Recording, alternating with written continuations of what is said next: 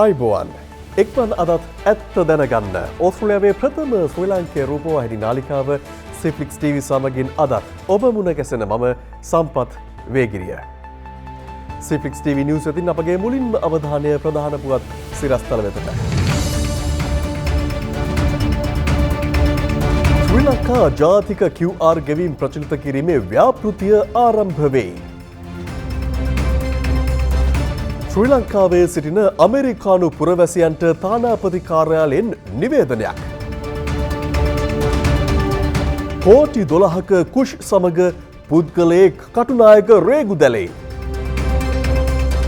ඕස්ට්‍රේලියාව සමග එක්වන්නැයි ආසියානු රටවලට ඇල්බනීස්ගෙන් ආරාධනා. ඕස්ට්‍රේලියාවේ නව සංක්‍රමණ නීති යටතේ වැටුප් සීමා ඉහළට.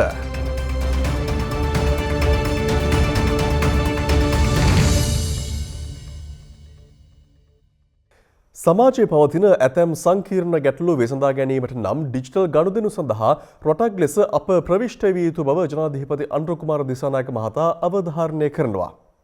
ශ්‍රී ලංකාවේ ඩිජිටල් ආර්ථිකයේ නව සන්ධිස්ථානයක් සැන්ටුහන් කරමින් ජනාධිපති ලේකම් කාර්යාලයේදී ජාතික QR ගෙවීම් ප්‍රචලිත කිරීමේ ව්‍යාපෘතිය ආරම්භ කරමින් ඔහු මේ බව කියා සිටියා.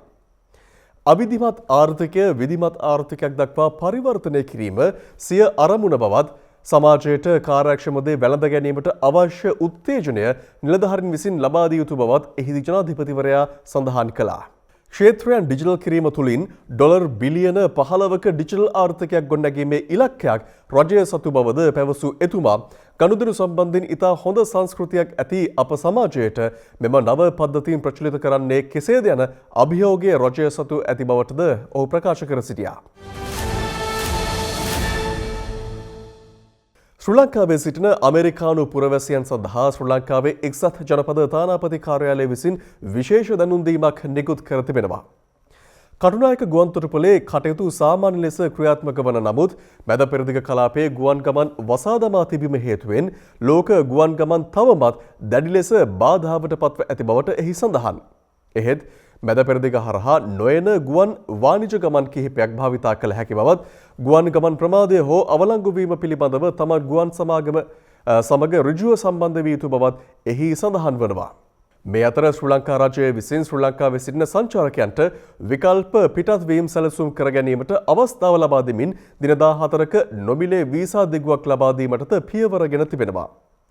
අවසන් ආරක්ෂක යාවත්කාලින තොරතුරු සඳහා ශ්‍රී ලංකාවේ එක්සත් ජනපද තානාපති කාර්යාලය වෙබ් අඩවිය සහ නිල සමාජ මාධ්‍ය නාලිකා අනුගමනය කරනු ලෙසද එම නිවේදනය මගින් වැඩිදුරටත් පුරවැසියන්ට උපදෙස් ලබා දී තිබෙනවා. රුපියල් 11 කෝටි 34 ලක්ෂයක් වටිනා කුෂ්මත් ද්‍රව්‍යතෝගයක් කටුනායක ගුවන්තොටුපළ වෙත රැගෙන ආ ශ්‍රී ලාංකික ගුවන් මගියෙකු පසුගියදා රේගු මත්ද්‍රව්‍ය පාලන අංශයේ නිලධාරීන් පිරිසක් අත්අඩංගුවට ගෙන තිබෙනවා. කොම්පන්ජි විදිය ප්‍රදේශයේ පදිංචි 45 හැවිරිදි වියේ පසුවන කුලී රැකියාවල නිරත වන පුද්ගලයෙක් මෙලෙස අත්අඩංගුවට ගෙන තිබෙන අතර ඔහු ඉන්දියාවේ නවදිල්ලි සිට ඉන්දිය ගුවන් සේවයේ AI 277 දරන ගුවන් යානයෙන් කටුනායක ගුවන්තොටුපළට පැමිණ තිබෙනවා. එහිදී ඔහුගේ ගමන් මල්ල තුල තිබූ චොක්ලට් ඇසුරුම් තුල සඟවාගෙන කුෂ්මත් ද්‍රව්‍ය කිලෝග්‍රෑම් 11යි ග්‍රෑම් 340ක ප්‍රමාණයක් අදාළ නිලධාරීන් සිය භාරයට ගෙන තිබෙනවා. මේ පිළිබඳ වැඩිදුර විමර්ශන කටයුතු සඳහා මෙම ගුවන් මගියා සහ ඔහු විසින් රැගෙන ආ කුෂ්මත් ද්‍රව්‍ය ත්‍රෝගය කටුනායක ගුවන්තොටුපළ පොලිස් මත්ද්‍රව්‍ය කාර්යාංශයේ නිලධාරීන් වෙත බාර දීමට පියවරගෙන තිබෙනවා. වර්තමාන ගෝලීය ඉන්ධන අර්බුදය හමුවේ ආසියානු රටවල් ඕස්ට්‍රේලියාව සමග සමීපව ක්‍රියා කළ බව යුතු බව ඕස්ට්‍රේලියානු අගමැති ඇන්තනි ඇල්බනීස් පවසනවා. ජපානය, සවුත් කොරියා, සිංගප්පූරුව සහ මැලේසියා වැනි රටවල් වලට ශක්ති සැපයුම් කරන විශ්වාසනීය හවුල්කරුවෙකු ලෙස ඕස්ට්‍රේලියාව කටයුතු කරන බවත් ඒ වෙනුවෙන් පාර්ශවයන් අතර සහයෝගීතාවය අපේක්ෂා කරන බවත් ඔහු සඳහන් කරනවා. එමෙන්ම මෙම කලාපය පුරාම ආර්ථිකයන්ට බලපාන ගෝලීය අර්බුදයක් බැවින් රටවල් අතර එකමුතුව ඉතා වැදගත් බවද ඔහු අවධාරණය කර තිබෙනවා. මේ අතර මැද පෙරදිග ඇති වූ සටන් විරාමය පිළිගෙන ඇති අතර ඒ ලෝකයට අවශ්‍ය වූ පියවරක් බවත් එම සටන් විරාමය දිගටම පවතිනු ඇතැයි තමා බලාපොරොත්තු වන බවත් ඕස්ට්‍රේලියානු විපක්ෂ නායක ඇංගස් ටෙයිලර් පවසනවා. හෝමුස් සමුද්‍ර සංධිය හරහා තෙල් ප්‍රවාහනය යථා තත්ත්වයට පත්වීම ඉන්ධන මිල ස්ථාවර කිරීමට අත්‍යවශ්‍ය බව ඔහු තවදුරටත් පෙන්වා දෙනවා.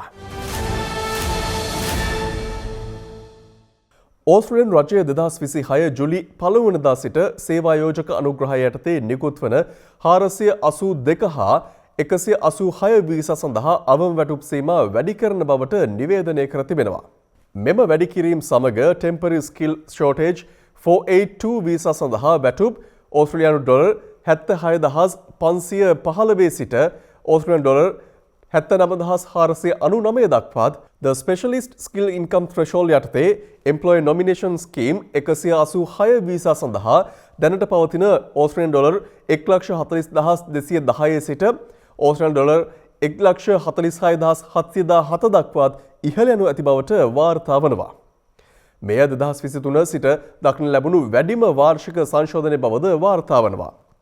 දැවැන්ත සමාගම් දැනටමත් වැටුප් අයවැය නැවත සකස් කරමින් සිටින අතර වැටුප් මට්ටම් සාපේක්ෂව අඩු රීජනල් ඒරියාස් වල ක්‍රියාත්මක වන සමාගම් වලට වැඩි වූ සීමා සපුරාලීම ඉතා බරපතල ගැටලුවක් වී තිබෙනවා. එමෙන්ම නව අයදුම්කරුවන් සඳහා පමණක් මෙම නියමයන් බලපාන අතර අවම සීමාවට අඩු වැටුප යටතේ ඉදිරිපත් කරනු ලබන නාම යෝජනා ස්වයංක්‍රීයව ප්‍රතික්ෂේප වන බවද සංක්‍රමණ නීතිඥයන් අවධාරණය කරනවා. කෙසේ වෙතත් දැනටමත් 482 සහ 186 වීසා ඉල්ලුම් කර ඇති අය සඳහා මෙම වෙනස්කම් මගින් බලපෑමක් ඇති නොවන බවට සඳහන් වෙනවා. ඕස්ට්‍රේලියාවේ ළමා එන්නත් කරන වේගය වසර 12කින් පසු අවම මට්ටමට පැමිණ ඇති බව නවතම දත්ත වාර්තා හෙළි කර තිබෙනවා. එන්නත් ලබා නොදීම හේතුවෙන් දරුවන් වළක්වා ගත හැකි දරුණු රෝගාබාධවලට ගොදුරු වීමේ දැඩි අවදානමක් මතුවී ඇති බව සෞඛ්‍ය අංශ අනතුරු අඟවනවා. එන්නත්කරණය පිළිබඳ ජාතික මධ්‍යස්ථානයේ දත්තවලට අනුව දරුවන් 80000කට අධික පිරිසකට අත්‍යවශ්‍ය එන්නත් ලබා දීම මගහැරී තිබෙනවා. 2020 වසරේ සිට අඛණ්ඩව 5 වන වරටත් මෙම අගය පහත වැටි ඇති අතර වයස අවුරුදු 2 දරුවන්ගේ එන්නත් ආවරණය පළමු වරට 90ට වඩා අඩු වී ඇති බව වාර්තා වනවා. කොවිඩ් වසංගතයෙන් පසු ජනතාව තුළ ඇති වූ වැක්සින් ෆැටිගිව් අවිශ්වාසය සහ වැරදි තොරතුරු ප්‍රචාරය වීම මීට ප්‍රධාන හේතුව ලෙස හඳුනාගෙන තිබෙනවා. පසුගිය වසර දෙක තුළ සරම්ප වැනි රෝග හේතුවෙන් බිලිඳු මරණද වාර්තා වුණු අතර විද්‍යාත්මක තොරතුරු කෙරෙහි විශ්වාසය තබා තම දරුවන් කඩිනමින් එන්නත් කරවන ලෙසයි විශේෂඥ දෙමව්පියන්ගෙන් ඉල්ලා සිටින්නේ. ඉන්ධන සුරක්ෂිතතාව පිළිබඳ පවතින අවිශ්වාසය සහ ඉහළ යන පෙට්‍රල් මිල හමුවේ ඕස්ට්‍රේලියාවේ ඉලෙක්ට්‍රික් වෙහිකල්ස් අලවිය පසුගිය මාර්තු මාසයේදී වාර්තාගත ලෙස ඉහළ ගොස් තිබෙනවා. නවතම වෙළඳපොළ දත්තවලට අනුව පසුගිය මාර්තු මාසයේදී පමණක් EV 15839ක් අලෙවි වී ඇති අතර ඒ පෙබරවාරි මාසයට සාපේක්ෂව 42%ක වර්ධනයක් ලෙසයි පෙන්눔 කරන්නේ. සමස්ත නව මෝටර් රථ අලවිය 3.3කින් පහත වැටි ඇති පසුබිමක මෙම වර්ධනය කැපී පෙනෙන්නක් බවට වාර්තා වනවා.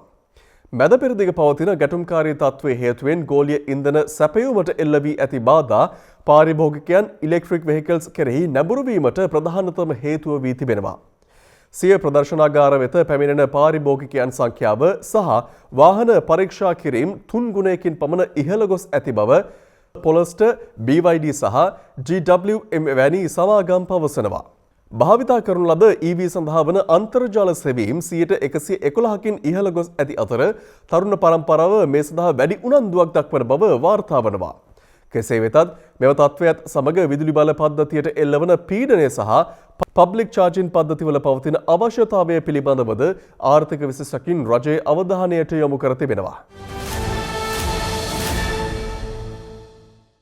හෝමුස් සමුද්‍ර සංධිය අවට උද්ගත වී ඇති ගැටුම හේතුවෙන් ලෝක ආර්ථිකයට බලපෑම් වැඩි වෙමින් පවතින මොහොතක ඕස්ට්‍රේලියාව රටවල් 40කට වැඩි ගණනක් සමග එක්ව ඉරානය ආර්ථික අර්බුදයක් හිතාමතාම ඇති කළ බවට පවසා තිබෙනවා.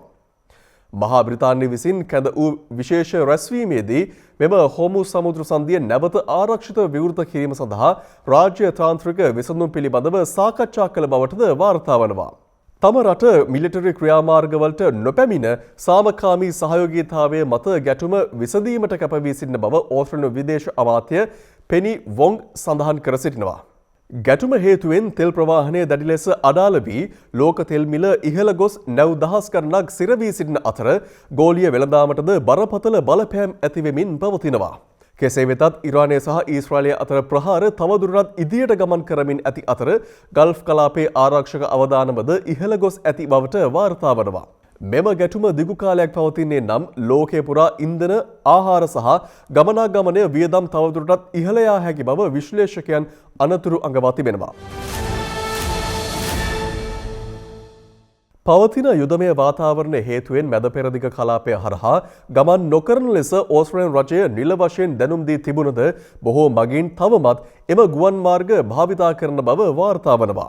ආරක්ෂාවට වඩා අඩු ගුවන් ගාස්තු කෙරෙහි මගින්ගේ අවධානය යොමු වීම මීට ප්‍රධානතම හේතුව වී තිබෙනවා. ඉරානය සහ ඊශ්‍රායලය අතර ඇති වූ ගැටුම්කාරී තත්ත්වය හමුවේ මැද පෙරදිග ගුවන් කලාපය දැඩි අවධානමකට ලක්ව තිබෙනවා. මේ හේතුවෙන් එමිරේට්ස් සහ කටාර් වැනි ගුවන් සේවා සිය ගාස්තු විශාල වශයෙන් පහත දමා ඇති අතර සිඩ්නි සිට ලන්ඩන් දක්වා දෙපසටම ගුවන් වාරයක් සඳහා ඩොලර් 1400ක් වැනි අඩු මුදලකට අලෙවි කර තිබෙනවා. මෙය ආසියානු සහ ඇමරිකානු ගුවන් සේවා අය කරන මුදලට වඩා 3 ගුණයක අඩුවීමක් වන අතර ඕස්ට්‍රේලියානු විදේශ කටයුතු සහ වෙළඳ දෙපාර්තමේන්තුව විසින් ඩුබායි, කටාර්, ඉරානය සහ කුවේට් ඇතුළු රටවල් රැසක් do not travel ලයිස්තුවට ඇතුළත් කර තිබෙනවා. මේ අතර මැද පෙරදිග හරහා යන ගුවන් යානාවල මගින් 80ක් පමණ ධාරිතාවයකින් තවමත් පිරී පවතින බව ඕස්ට්‍රේලියානු සංචාර කර්මාන්ත සංගමේ ප්‍රධාන විධායක ඩියන් ලෝං පවසනවා. ඕස්ට්‍රේලියානු ස්වදේශ කටයුතු දෙපාර්තමේන්තුව විසින් 2027 වර්ෂය සඳහා වන ග්‍රැජුවේට් ඩිවලොප්මන්ට් ප්‍රෝග්‍රෑම් එකට අදාළ අයදුම්පත් කැඳවීම මේ වන විට ආරම්භ කර තිබෙනවා. ඕස්ට්‍රේලියාවේ ඕනෑම ප්‍රධාන නගරයක සිට සේවා කිරීමට අවස්ථාව ලැබීම මේ වැඩසටහනේ ඇති විශේෂත්වයක් වෙනවා. තරුණ උපාධිධාරීන්ට විවිධ විෂයන් යටතේ අත්දැකීම් ලබා ගැනීමටත් ජ්‍යෙෂ්ඨ නිලධාරීන්ගේ මඟ පෙන්වීම යටතේ සිය වෘත්තීය කුසලතා වර්ධනය කර ගැනීමටත් මෙහිදී අවස්ථාව හිමි වන බව දෙපාර්තමේන්තුව පවසනවා. නම්මිශිලි සේවා කාලයන් සහ ශක්තිමත් කණ්ඩායම් සංස්කෘතියක් සහිත මේ වැඩසටහන හරහා නවක සේවකයන්ට පූර්ණ සහයෝගය ලබා දීමටද දෙපාර්තමේන්තුව සූදානමින් සිටිනවා.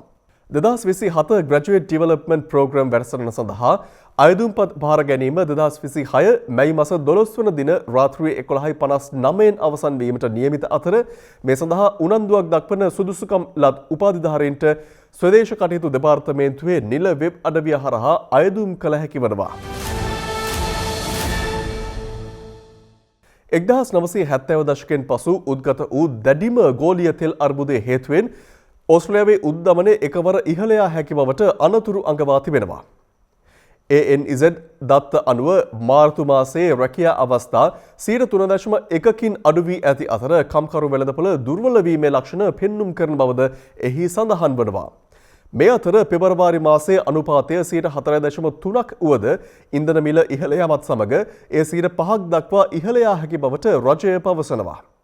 හෝමුස් සමුද්‍ර සන්ධිය හරහා තෙල් සැපයුම් අවහිර වීම හේතුවෙන් ඉන්ධන සහ ගොඩනැගිලි ද්‍රව්‍ය මිල ඉහළ යාමත් නිවාස සැපයුම තවදුරටත් අඩුවීමටත් අපේක්ෂා කරන බව විශ්ලේෂකයන් සඳහන් කර තිබෙනවා.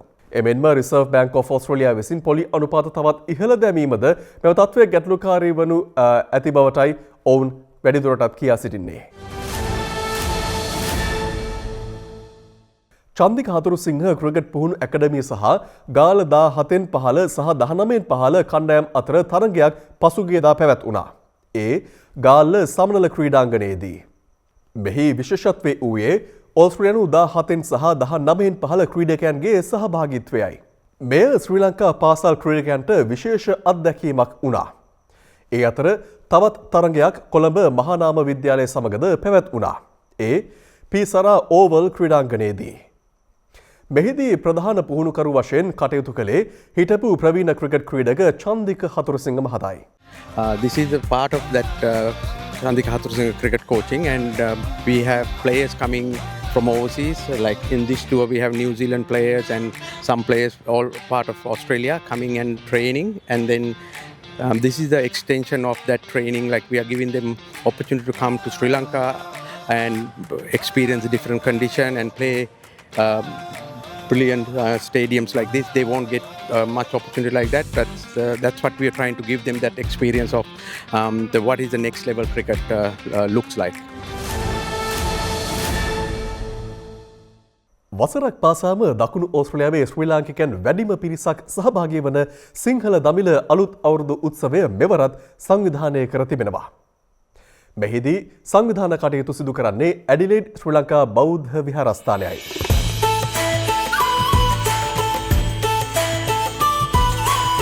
ඇඩිලේඩ් ශ්‍රී ලංකා බෞද්ධ විහාරස්ථානය මගින් සංවිධානය කරනු ලබන අවුරුදු උළෙල විනෝදාත්මක අවුරුදු ජන ක්‍රීඩා රසක් සමගින් අවුරුදු ජන කෙලි අතරේ කරක් ගහන්ටා